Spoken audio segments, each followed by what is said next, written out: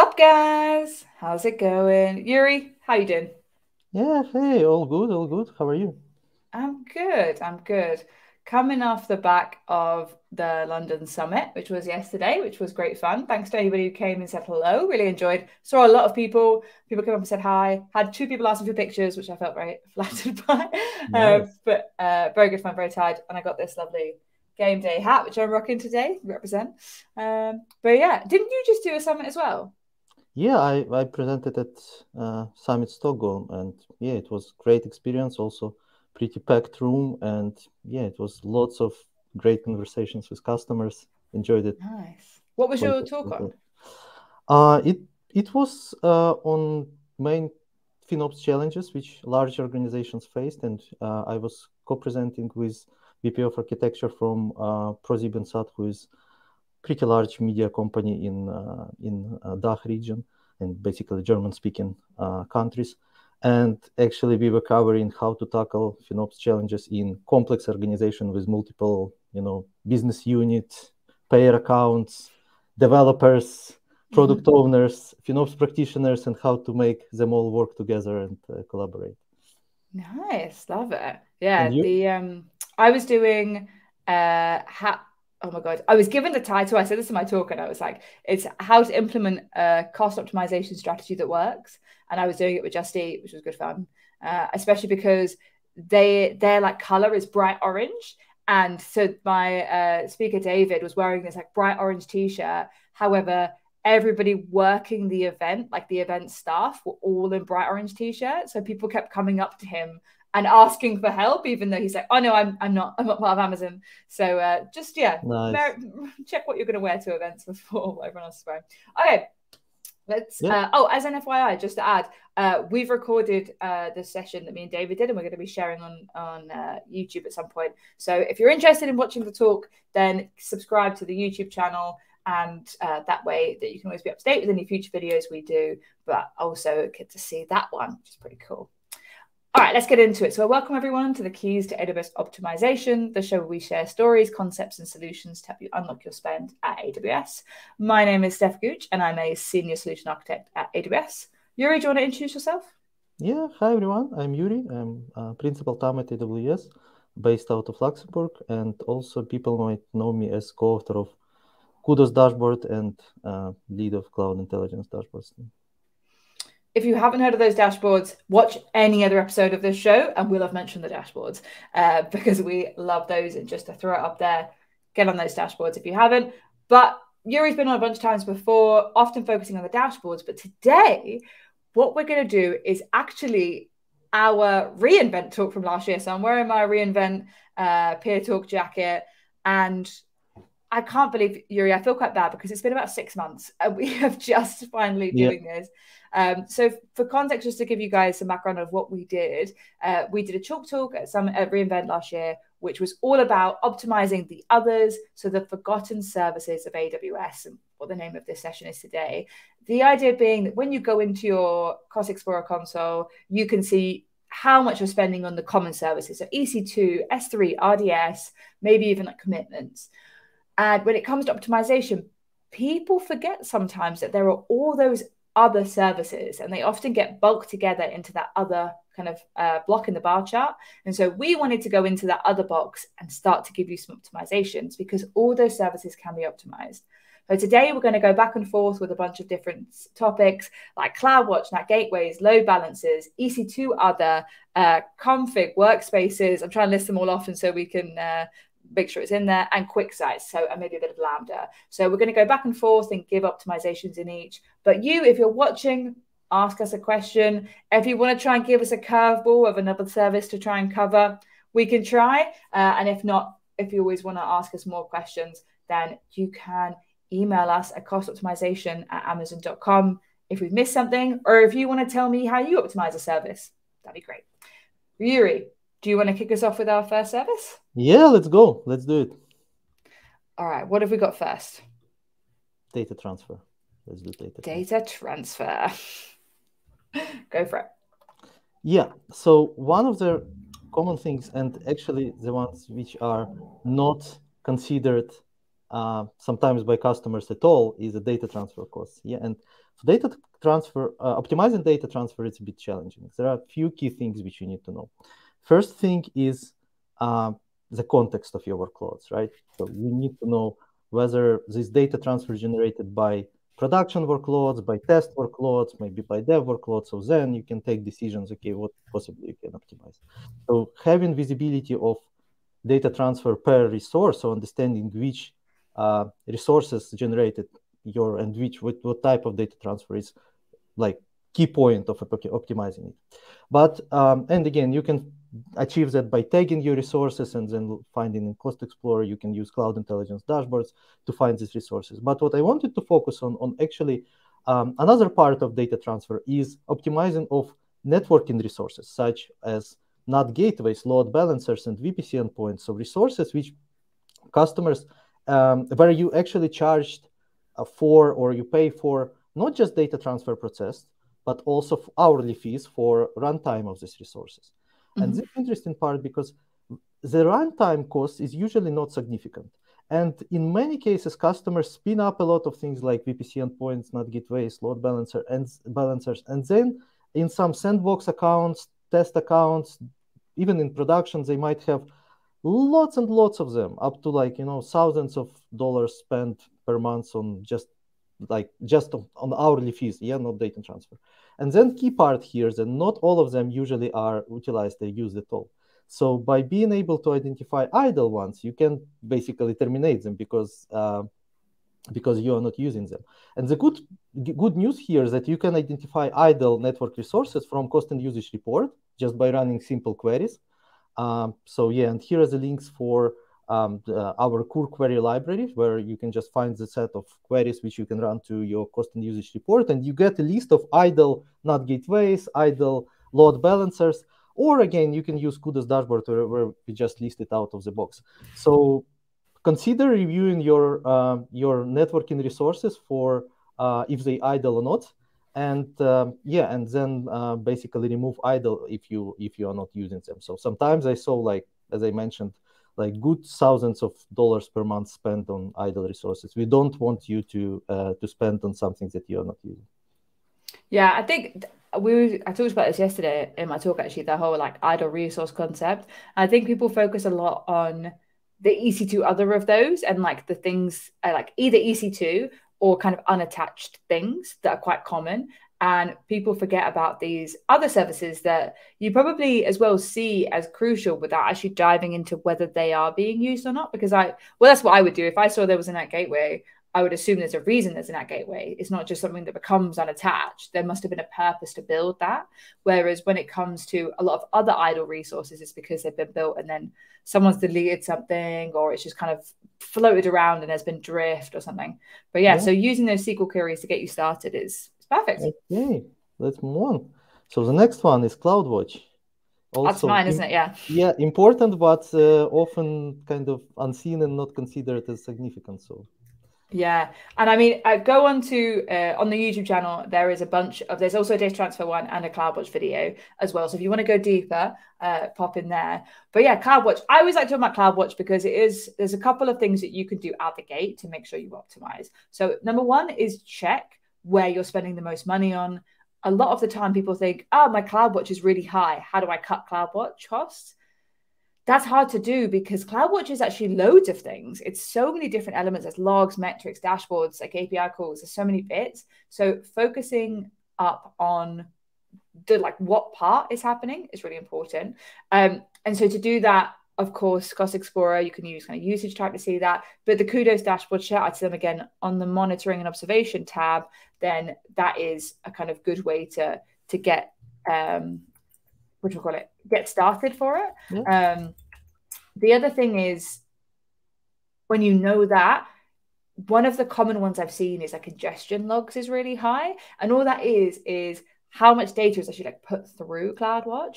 So what we've seen with some customers, I think I did at FinHack, was we went into one of the biggest costing log groups and looked at what the logs were. And it was just like gibberish. Well, it wasn't gibberish. It was like code output and unhuman readable logs. They weren't logs, they were just like data being spat out that you couldn't use.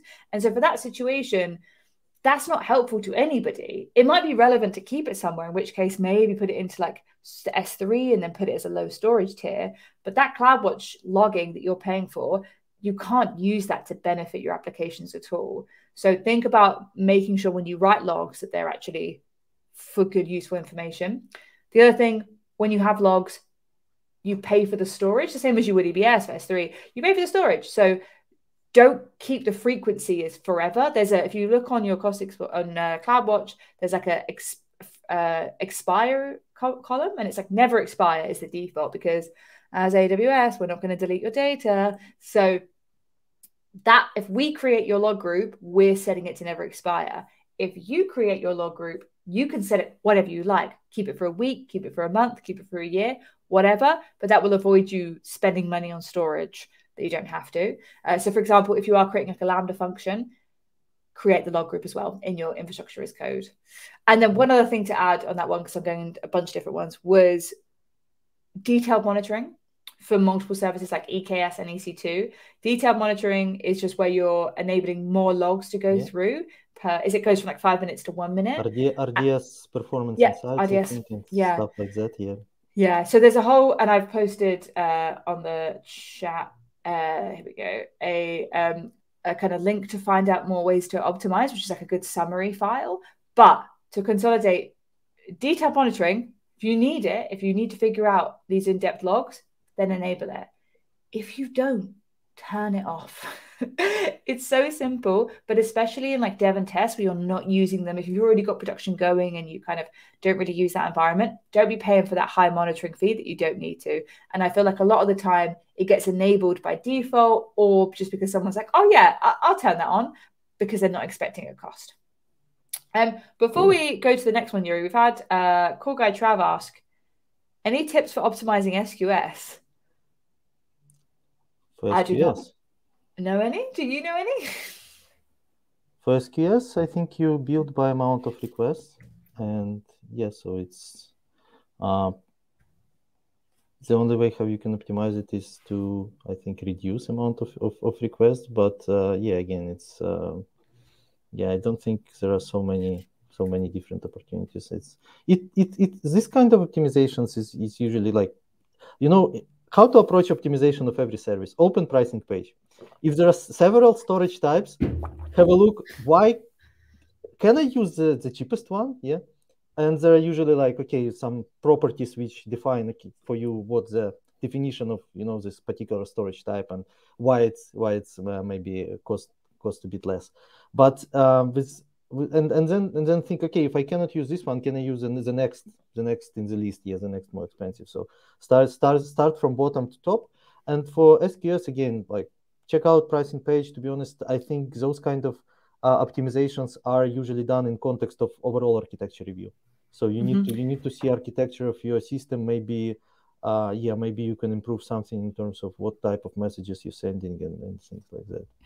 Yeah, and I'm going to add, I just found this thing. So thank you for asking, because I feel like it's a good challenge, because there's sometimes our customers, I speak for mine, might even look, and I don't always look for some of those services. There's so many in the others that we don't get to. But for this, it's basically talking about batch processing. So I think with a lot of these services in AWS, where I think like Code Builder is an example, SQS, and there's another one that I've just I think it might be another CloudWatch thing or metrics, is batching things together. So rather than sending out information like one at a time, could you combine a lot and do it as one chunk? And that would be a simple way to optimize. That's true. That's true. So it's long polling. Yeah. So basically you can poll in a single request, like several messages. And that's how you reduce the cost. Yeah, exactly. Yeah, but like Yuri said, it's like going on the pricing and then figuring out, okay, this is how much it cost me. How can I get around that? Like, how can I make one action that's going to cost me X amount do the most for me? And then it kind of simplifies it. Yeah. But yeah, good. Any other services, guys? Check them in and we'll see what we can find. Love it. Okay, over to you. What was your next one, Yuri? DynamoDB. Dynamo. It's actually, for some customers, it might be one of the top services. Yeah, so it depends, but it's again, it's not that kind of oftenly mentioned in terms of cost optimization as EC2 or other services like that. So so let's cover it. for DynamoDB, there are a few things to consider. First of all is your purchase option, yes, or what type of provisioning mode you're using. You can start with DynamoDB with on-demand and on-demand capacity, yeah, and it's good for if you don't know your access pattern to your DynamoDB tables.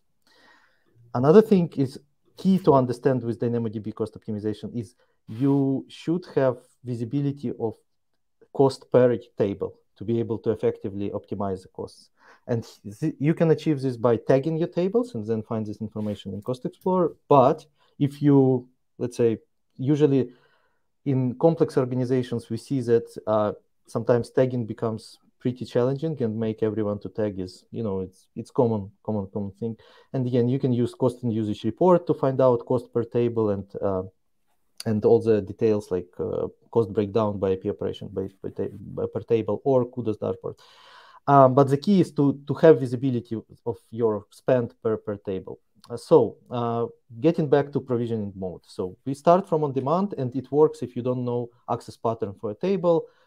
Basically, it will auto-scale and will work for you. If you know, once you understand the access pattern to your DynamoDB table, you can use provisioned capacity mode, where you provision read and write request units to your table, and basically you're paying for what amount of what you provision. So it becomes less expensive than on demand. And then the third thing, if you figure out that there is some type of baseline that you will run for next year or 3 years, you can purchase a reserved capacity. So you can purchase a RISE for DynamoDB, where you will get discount for this longer term commitment. So that's basically how you can optimize and start from simple on demand to reserved capacity while you know very well your access pattern.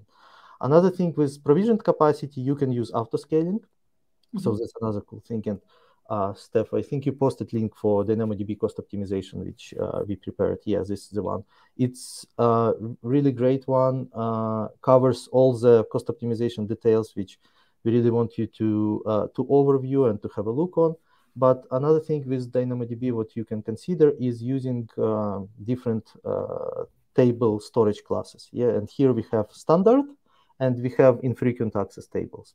And in infrequent access tables make sense to use if the storage cost for your table are approximately 50% or more expensive than overall cost of the table. Yeah.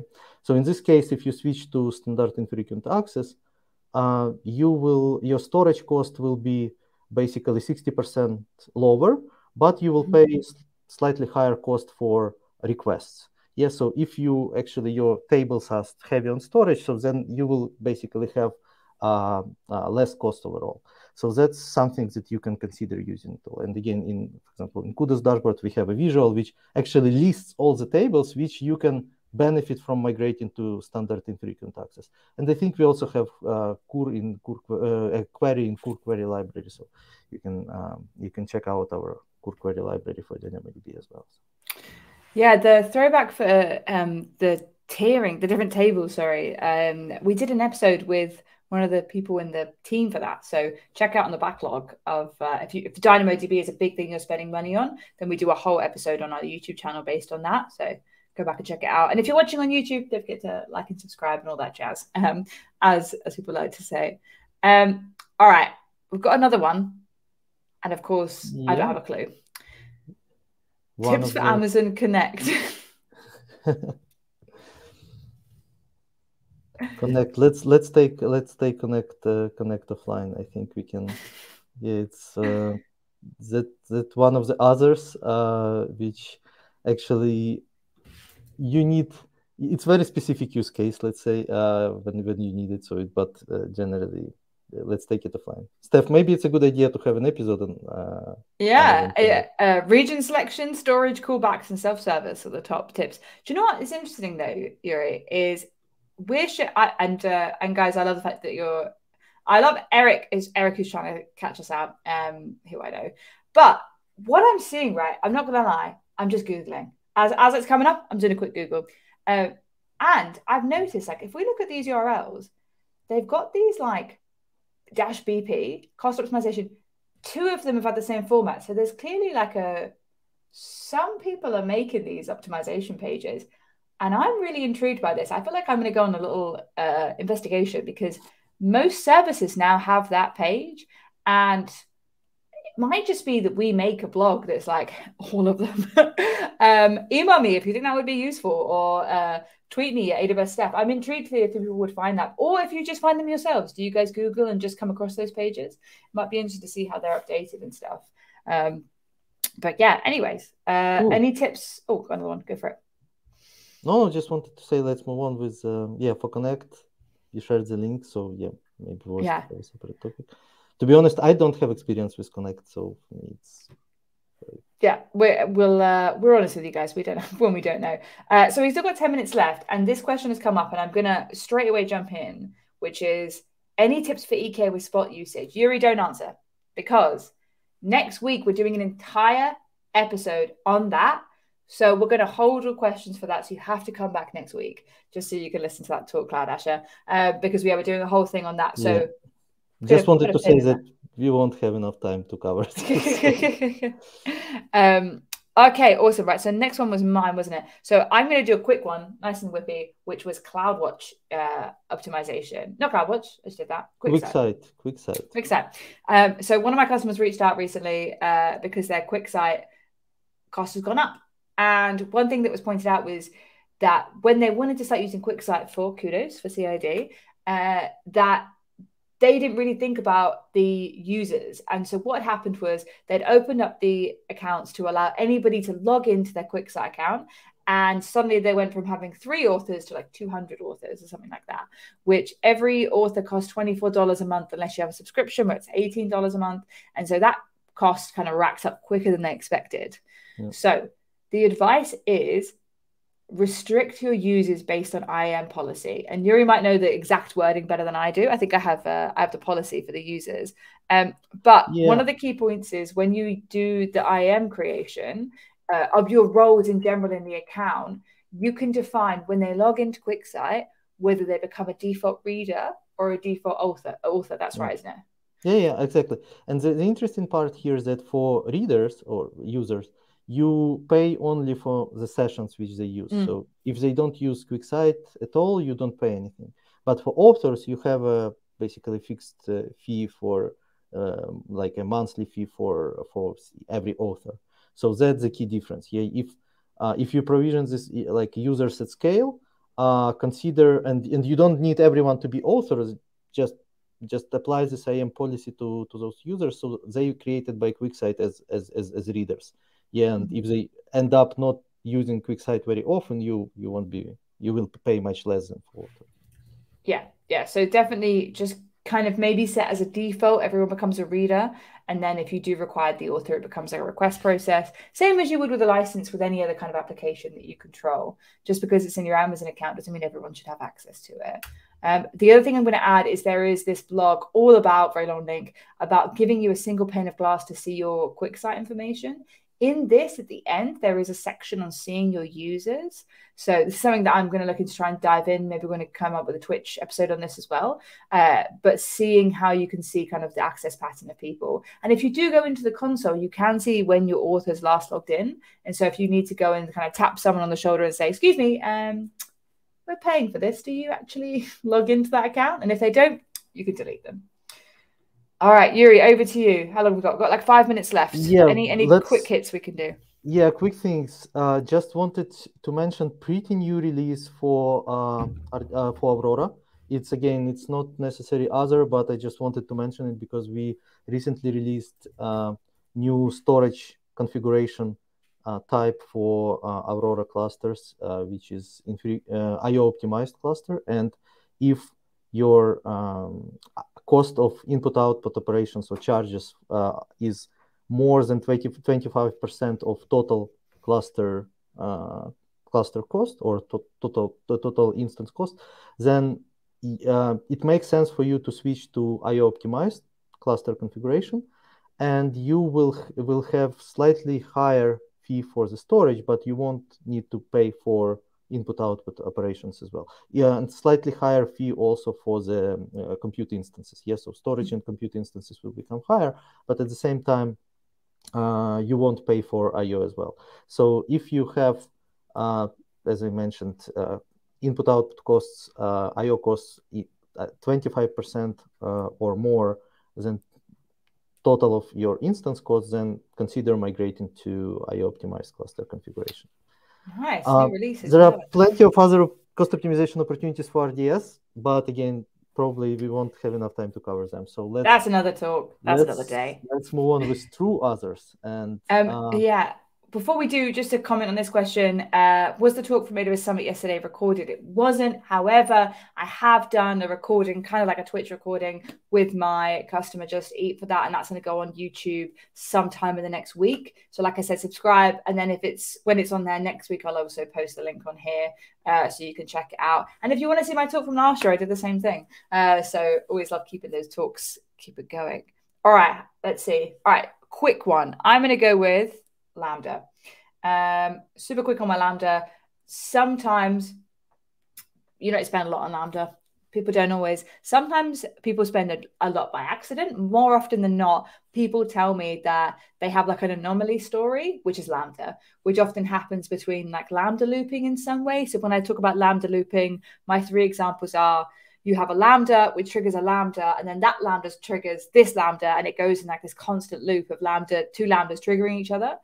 Then another one is the S3 one. So a Lambda puts an object in a bucket, and then an S3 notification from that bucket tells the Lambda function there's a new file. That then takes the file, puts it in the bucket, and then it kind of circles.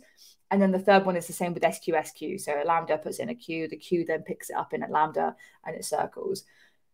The main thing with those 3 things is often that there's been some kind of parameter combination change where someone's put the wrong Lambda function to connect to another one, or the same one twice, and then it's meant there's this kind of circle. So that's when you see a spike. So that's not necessarily about optimization, but it is something to look out for, especially because, like I said, Lambda's never a massive spender because it's quite a cheap thing to run, but it can kind of have this like in the background spending a lot of money. Go on, Yuri. Yeah, and for this kind of things, few key ideas which I really recommend you to consider. One is you must enable cost anomaly detection in your organization. Yes, so to spot quickly this kind of spikes, because it's the easiest way. And second is, again, have a tool which provides you resource level visibility. So when you see a spike of Lambda cost, you know which Lambda like triggered the spike, you know where to check, who to ask in your org, who responsible for that Lambda. And of course, right size your Lambdas. Compute Optimizer provides a lot of right sizing recommendations for resources allocated to Lambdas. So basically use Compute Optimizer to right size your Lambdas. Yeah, and check out Graviton. That was when I was talking to someone at the summit yesterday who I was like, oh, do you use any optimization? And the engineer was like, I just use Lambda, so it's pretty cheap. And I was like, well, do you use Graviton? He's like, what? You can use Graviton and Lambda, it'll cut 10% of your cost. And he's like, oh, I'm going to go do that. So check it out. It's just an architecture change at the bottom. You can just flip it over and make that instant saving. So everywhere there is optimization. I'm going to we have 1 minute left. I'm just going to say one more thing to summarize a point, which is snapshots related to AMIs that you have deleted the AMI for. You still pay for that snapshot. Delete that snapshot. Just the last thing. John Massey would be like, please mention that. Anyways, that is it from us. Thank you, Yuri, for us blasting through that. If we didn't talk about any of the subjects you want us to talk about, email us, costoptimization@amazon.com. But I will post all of the links for all the subjects and services I mentioned at the start in the YouTube channel. So make sure to go on there. Next week, we have, like I said, EKS with spot optimization. Great kind of deep dive into optimizing. And as we said last week, everything this season is all very specific to optimizing single services or multi-services like today. So remember, come join us next week, 3:30. We'll see you then. Bye, guys. Yeah.